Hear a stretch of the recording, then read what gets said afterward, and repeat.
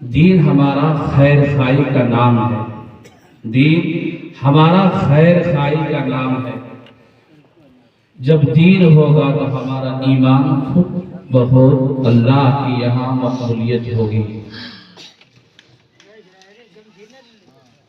ایک مومن دوسرے مومن کا آئینہ ہوتا ہے، ایک مومن دوسرے مومن کا آئینہ ہوتا ہے۔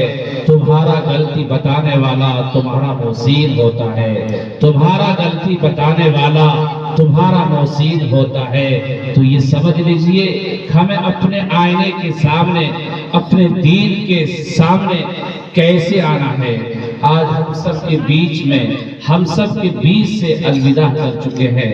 جناب محمد نظام صاحب نظام عالم کے نام سے جانے اور پہچانے جاتے تھے، کئی گاؤں اس کے نام سے واقف ہے، مگر آج ہم سب کے بیچ سے نظام مرحوم ہو گئے ہیں، الوداع کر چکا ہے، اپنا اکیلا گھر میں ہے۔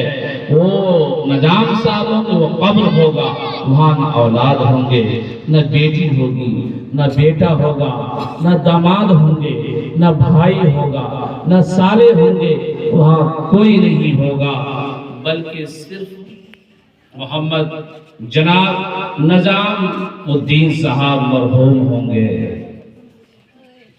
دنیا میں جو کرنا ہے کر لے، دنیا کے اندر میں ایک کھانا ہے، کپڑا پہننا ہے، عزت کمانا ہے، نہیں دین کو کمانا ہے۔ الدین نصیحہ، دین خیر خواہی کا نام ہے۔ کیونکہ ٹائم نہیں ہے، وقت کو مختصر بھی کرنا ہے، تو افسوس یہ ہے کہ سر سے باپ کا سایہ چلا گیا، افسوس یہ ہے کہ سر سے باپ کا سایہ چلا گیا، بے فکر زندگی کا سہارا چلا گیا، بے فکر زندگی کا سہارا چلا گیا۔ برکتیں تھی جس کے دم سے ہمارے مکان میں، برکتیں تھی جس کے دم سے ہمارے مکان میں، وہ برکتوں کا خزانہ چلا گیا، وہ برکتوں کا خزانہ چلا گیا۔ افسوس یہ ہے کہ کس باپ سے جا کر اپنی بات کو اظہار کروں، داغے یتیم کر کے ہنستا ہوا چلا گیا، داغے یتیم کر کے ہنستا ہوا چلا گیا، اور نہ معلوم وہ سسکیاں لیتا ہوا اپنے دربار چلا گیا۔ اب میرے لیے ہر روز دعا کون کرے گا؟ اب میرے لیے ہر روز دعا کون کرے گا؟ یہ فرض ادا باپ کا سوا کون کرے گا؟ باپ کے سوا کون کرے گا؟ تو سمجھ لیجئے باپ ہوتا ہے۔ ابھی اشعار بچہ نے پڑھا تو میں بھی سوچا پڑھ لوں، تو یہ کہہ رہے ہیں اب ہر روز ہمارے لیے دعا کون کرے گا؟ یہ فرض ادا باپ کے سوا کون کرے گا؟ الدین نصیحہ، دین خیر خواہی کا نام ہے۔ تو ایک مومن دوسرے مومن کا آئینہ ہوتا ہے۔ جب انسان اس دنیا کے اندر میں اچھا اعمال کرتا ہے، اچھائی کا سامنا کرنا پڑتا ہے، تو آپ کے سامنے شیشہ ہوگا۔